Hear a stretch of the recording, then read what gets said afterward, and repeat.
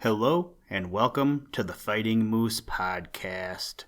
I'm your host and narrator, Jason Hendrickson. This is a podcast where I retell stories, some fictional and some historical, that can be enjoyed by people of all ages. I don't know about you, but exploring old, dilapidated buildings or abandoned houses has always fascinated me. There is an old factory in Detroit that I want to go to, but I haven't. Talking with fellow firefighters, that building is in such disrepair that apparently the Detroit Fire Department doesn't go in if they don't have to. So for now, I am happy to view that as I pass by it on the highway, just so I can limit my injuries and or death, but I still want to get inside and check it out. Anyway, in today's story, we see what happens when two boys venture to a haunted cabin with the story The Haunted Cabin from the book The Boy Scouts of Woodcraft Camp, written by Thornton W. Burgess. As we are now to the middle of August, I hope you have enjoyed your summer. I've been seeing that some schools are already starting, especially down south of the United States, but we have about 2 weeks or so until we start here in Michigan. So, I hope you enjoy the rest of your summer and are getting excited about school starting. Now, let's turn to today's story. I hope you enjoy. Let's begin. Liftoff. We have a liftoff.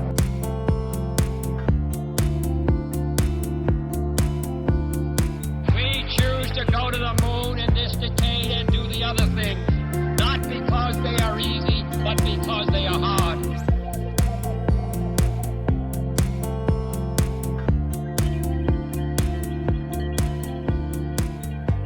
The Haunted Cabin.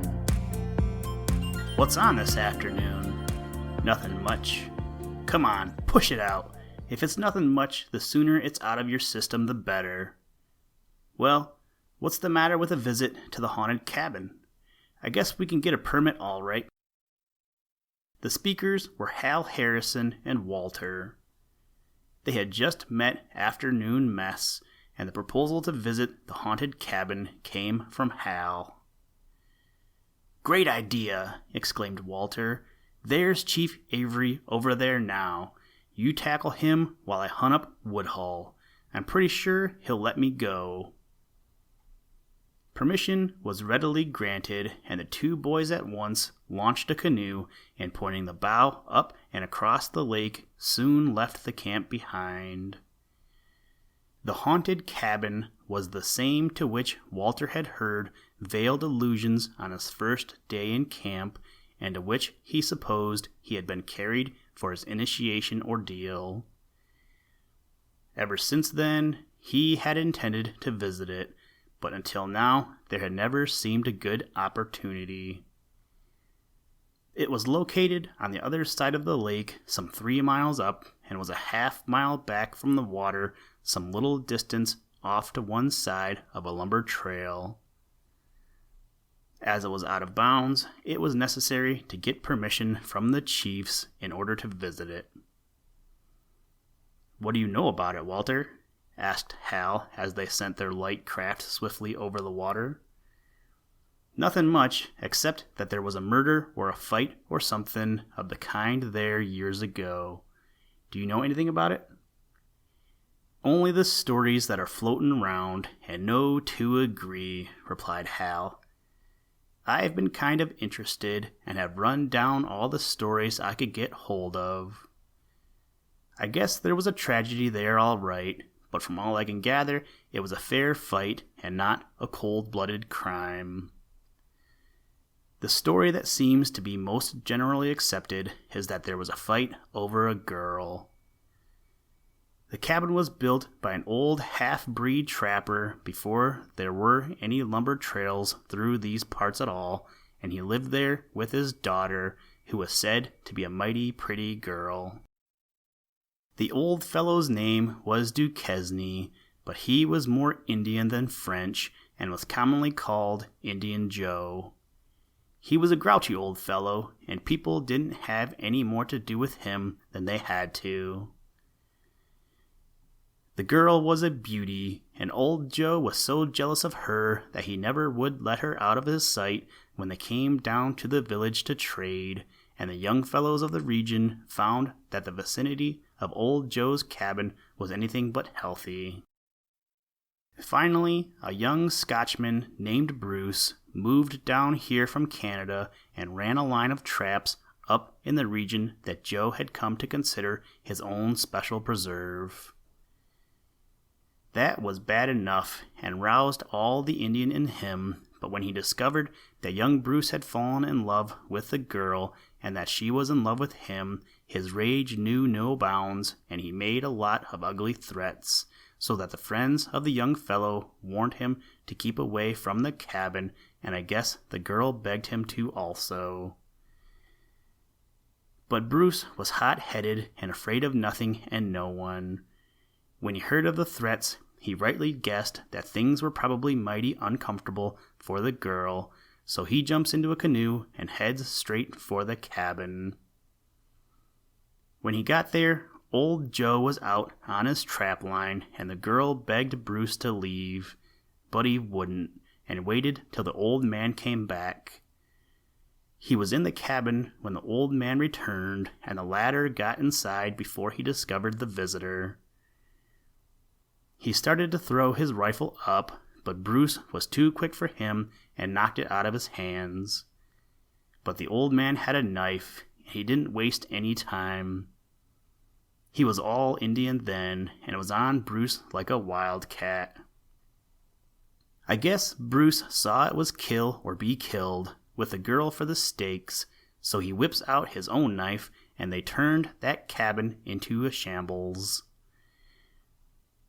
The young Scotchman had the advantage of weight and youth, but Joe was all Indian, with every trick known to that kind of fighting, and with black hate in his heart.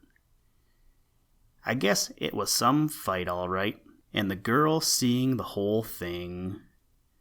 Finally, Bruce got in a lucky thrust that ended things, and old Joe with it. He was cut up something fierce himself, and so weak from loss of blood that I guess he thought he was going to cash in. But the girl managed to bind him up and get him into the canoe, though how she did it, no one knows, for the cabin is half a mile back from the lake. Anyway, the first the village knew of it, she came paddling in with Bruce in the bottom of the canoe, more dead than alive. You know lumbermen and backwoods people are awfully superstitious, and it wasn't long before they had the cabin haunted by Indian Joe's spirit, moaning for his lost daughter. Hunters and trappers began to tell all sorts of stories of queer sounds around the cabin, and soon no one would go near the old place. Superstition's a queer thing, isn't it? You bet it is, and it isn't confined to lumbermen and backwoods people by a long shot, replied Walter. What became of the girl? Oh, Bruce recovered, of course, and married her, and they moved up into Canada. There's the landing at the lumber trail. A few minutes later, they drew the canoe out on the shore. A lumberman's bateau was drawn up at one side, and they could hear voices ahead of them on the trail. A party going up to the Brown camp, I guess. I understand they've begun cutting about 3 miles back, said Walter. The boys set out at a brisk pace along the trail. Avery says that the trail to the cabin is so overgrown that it's hard to find, but that there is a scout sign where it turns off of this trail, and then a line of old blazes, said Hal. It's on the right, a short half-mile from the lake. The boys slackened their pace, scanning the right side of the trail as they advanced. Presently, Walter stopped and pointed to a little group of stones half hidden in the brush to the right. It consisted of a stone of fair size with a smaller one resting on top of it and a third on the ground to the right of the others. Both boys recognized it as the old Indian sign, which means trail to the right. Turning in, they soon found a tree with a blaze so old that it was nearly covered with bark. Getting the direction from this, they were able to sight the next blaze and so pick out the trail. "It doesn't look as if anyone had been over this for an age," said Hal as they carefully picked their way along. In about 15 minutes, they saw an opening in the treetops ahead and soon stepped out into what had once been a small clearing, but which was now overgrown with brush and berry thickets and in places good stands of second-growth birch and maple. In the midst of this dreary waste stood the haunted cabin. The boys stood at a little distance and looked at it in silence for a few minutes, thinking of the tragedy which was said to have been enacted there. It was the usual type of log cabin, a one-room affair with the remnants of a shed or small addition of some kind clinging to the rear. The cabin had been well built, for it was in good state of preservation, save that in places the roof had fallen, leaving black, yawning holes. It had been turfed at some time in its existence, and such parts as were intact were covered with a tangle of grass and weeds. Altogether, it was a desolate and dreary-looking object. "Gee, I don't wonder they think it's haunted." "Well, let's see what it looks like inside," said Walter. They approached it from the front, and to their great surprise, found the door still intact and closed. When they attempted to open it, they were further mystified to find that it would not yield to their combined efforts. It was locked on the inside.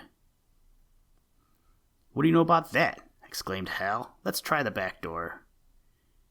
Here a further surprise awaited them, for their entrance was as effectually barred as before.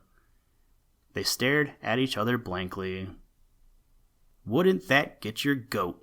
muttered Walter. "Must be that some hunters have had nerve enough to use it and have locked it up for safekeeping," he added with a half-hearted laugh. His eyes, idly taking in the surroundings, suddenly became fixed on a point a few feet distant. "Say, Hal," said he abruptly, "there's a path, and it looks to me as if it had been used lately. Let's follow it." It certainly was a path, and with every evidence that it had been recently used. The boys followed it in puzzled silence until it abruptly terminated at a spring. It required no very keen observation to see that the spring had been cleaned out at no very distant day. As by a common impulse, they turned and stared back at the cabin, which returned the stare with its gaping windows, as empty of life and forlorn in appearance as could well be imagined. And yet there was something sinister about the old ruin. It lay like a wet blanket on the buoyant spirit of adventure with which they had entered the clearing.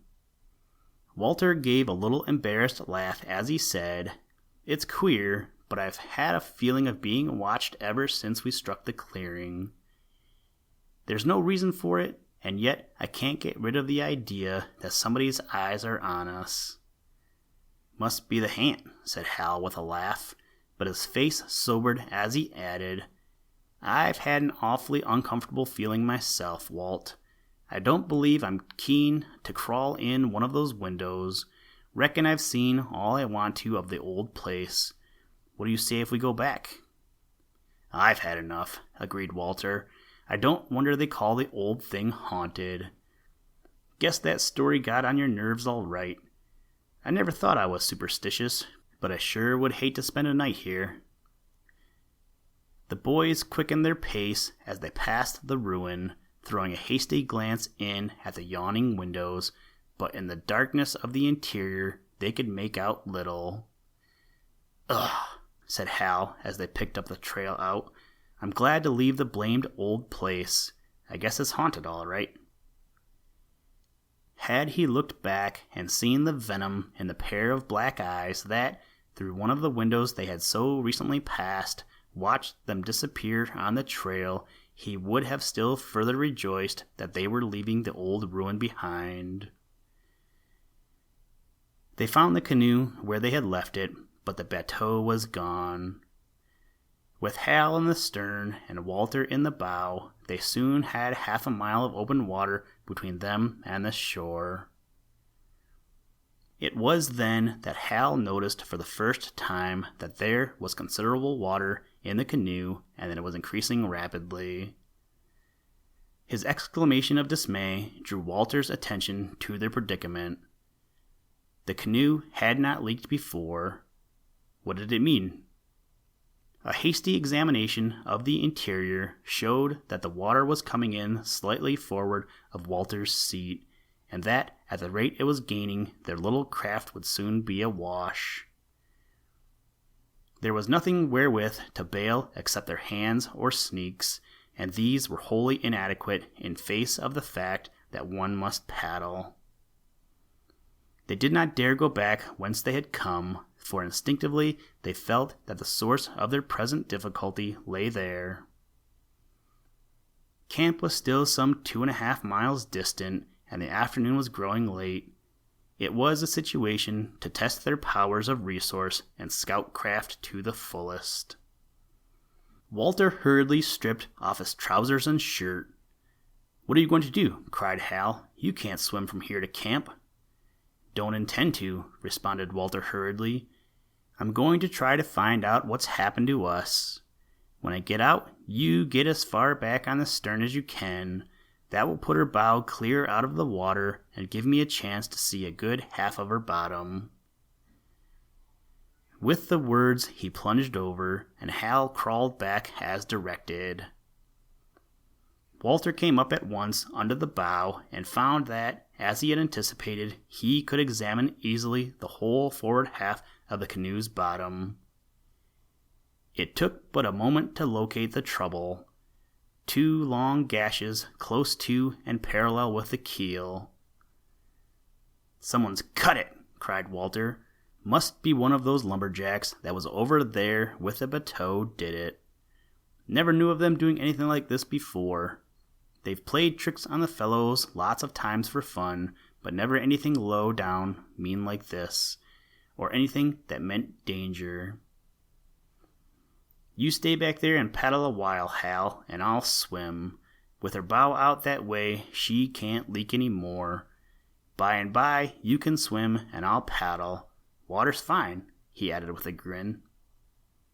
The water had rushed to the stern, and Hal, sitting astride the canoe, was able to bail much of it out with one of Walter's sneaks. Then, while Walter swam, he slowly paddled so as to remain close to the swimmer. The wind had begun to freshen a trifle, and as they were heading, it came from a point off the port quarter, and Hal soon had his hands full to keep on the course at all. For the high bow was caught by every little gust, and frequently he had spun around as if on a pivot. Walter was swimming easily, but he realized that the distance to be covered was beyond his powers, and he thought rapidly as he swam. Hal was not a strong swimmer, but would be able to cover a short distance while he had a breathing spell in the canoe.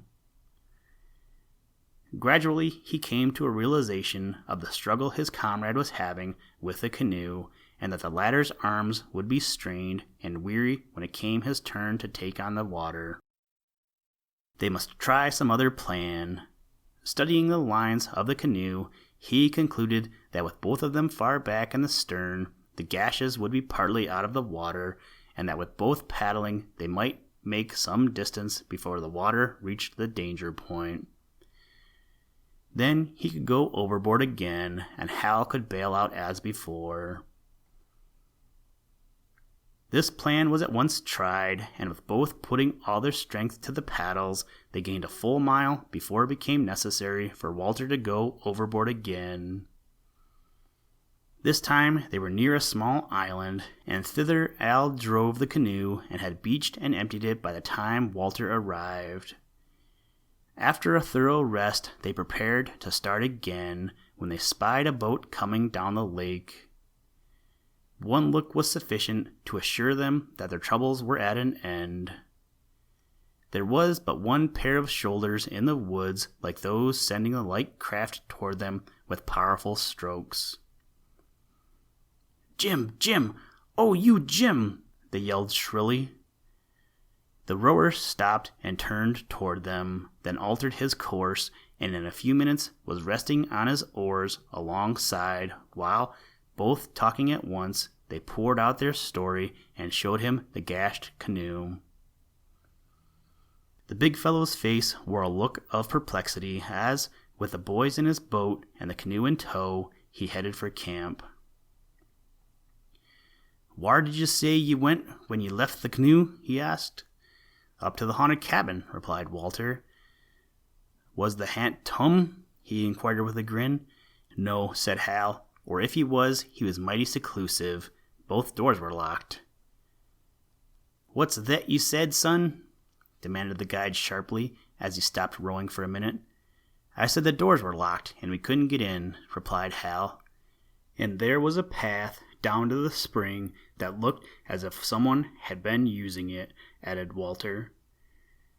"Probably some lumberman been in that fur a drink," said the guide with an assumption of carelessness, and then lapsed into such a state of abstraction that the boys gave up trying to interest him further. He came out of it as they approached the camp. "Don't say nothing about this, just leave it to me," he advised. "I'll explain it to the doctor. 'Tain't like the boys of the lumber camps to do no sich trick as this, and I'd hate to have any feelin's stirred up. You boys just keep mum." The boys were quite willing to do so, and bidding them a hasty farewell, Jim strode off toward headquarters. "Queer thing, the whole business," mused Walter as they watched the guide disappear in the office. "I wonder what Jim's got on his mind." And he would have wondered still more if he could have heard the guide exclaim as he banged his big fist down on the desk at the end of a 15 minutes talk with the doctor. "It's him as sure as shootin'. We'll get him this time, or my name ain't Jim Everly."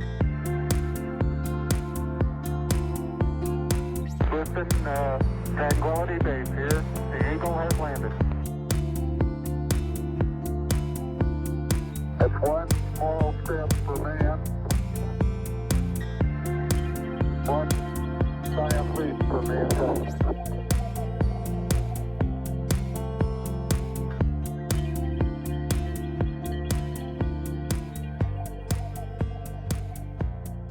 Thank you for listening to this episode of the Fighting Moose podcast. Please join us next time as we read another exciting story. Today's music was provided by the artist Analog by Nature, and the audio clips were provided from NASA. For more information to download and or listen to audio or materials from all our recordings, or to contact us, please visit www.thefightingmoose.com, or you can follow the links in the show notes. If you enjoy the podcast, please leave us a review wherever you get your podcast or on iTunes, and tell a friend. Thank you for your patronage, and as always, try and do a random act of kindness every day. Mission complete, Houston. After serving the world for over 30 years, the space shuttle turned its place in history and has come to a final stop.